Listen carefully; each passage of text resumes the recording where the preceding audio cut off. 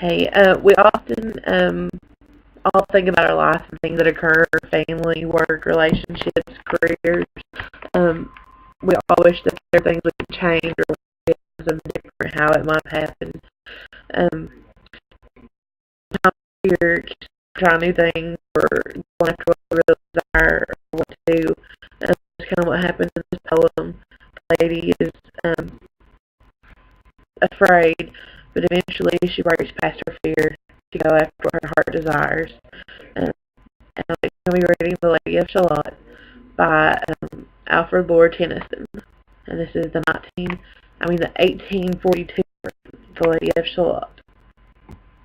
On either side the river lie long fields of barley and of rye, that clothe the world and meet the sky, and through the fields the roads run by, to many towered Camelot, and up and down the people go, gazing where the lilies blow, round an island there below, the island of Shalott.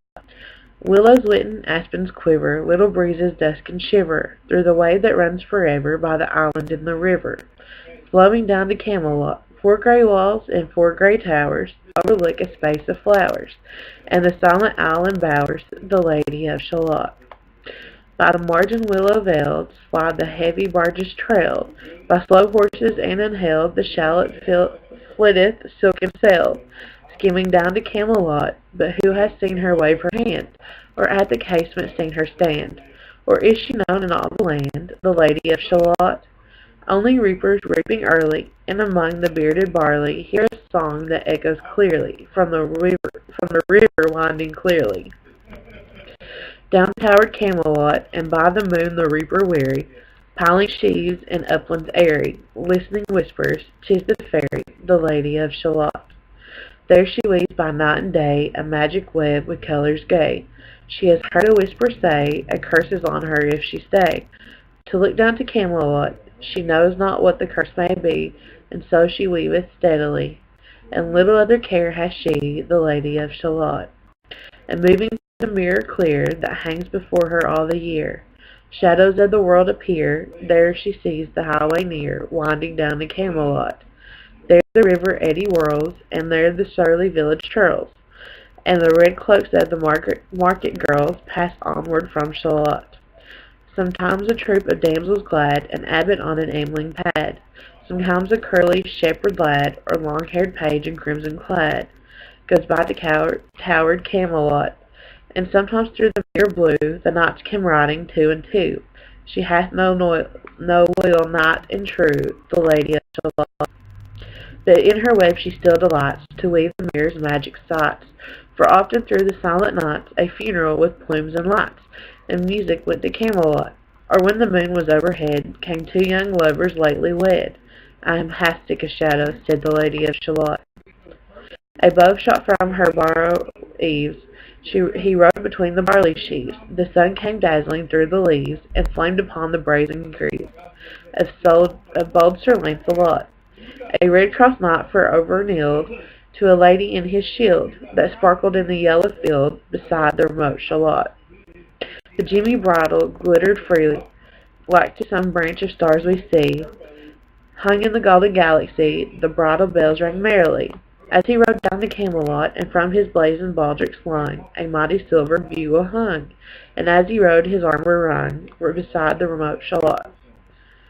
All in the blue and clouded weather, thick jewelled shone in saddled leather, the helmet and the helmet feather burned like one flame together. As he rode down to Camelot, as often through the purple night, below the starry clusters bright, some bearded meteor, trailing light, moves over still Shalott.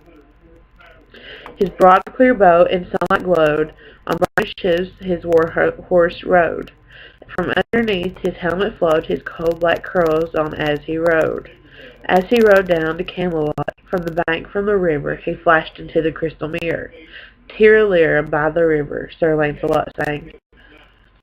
She left the web, she left the loom, she made 3 paces through the room. She saw the water lily bloom, she saw the helmet and the plume. She looked down to Camelot. Out flew the web and floated wide, the mirror cracked from side to side. The curses came upon me, cried the Lady of Shalott. In the stormy east wind straining, the pale yellow woods were waning, the broad stream in his banks complaining, heavily the low sky raining. Over towered Camelot, down she came and found a boat, beneath the willow left afloat, and round the prow she wrote, the Lady of Shalott. And down the river's dim expanse, like some bold seer in a trance, seeing all in his own mischance, with a glassy countenance, did she look to Camelot. And at the closing of the day, she loosed the chain, and down she lay. The broad string bore her far away, the Lady of Shalott. Lying robed in snowy white, that loosely flew to left and right, the leaves upon her falling light, through the noise of the night. She floated down to Camelot, and as the boat head wound along, the willows, hills, and fields among, they heard her singing her last song, the Lady of Shalott. Heard a carol mournful, holy, chanted loudly, chanted lowly, till her blood was frozen slowly, and her eyes were dark and holy. Turned to towered Camelot, for ere she reached upon the tide, the first house by the waterside, singing in her song she died, the Lady of Shalott. Under tower and balcony, by garden wall and gallery, a gleaming shape she floated by, a course between the houses high. Silent into Camelot, out upon the wharf they came, knight and burgher, lord and dame. Around the prow they read her name, the Lady of Shalott. Who is this, and what is here? And in this lighted palace near died the sound of royal cheer, and they crossed themselves for fear, all the knights of Camelot. But Lancelot mused a little space. He said, "She has a lovely face. God in his mercy lend her grace, the Lady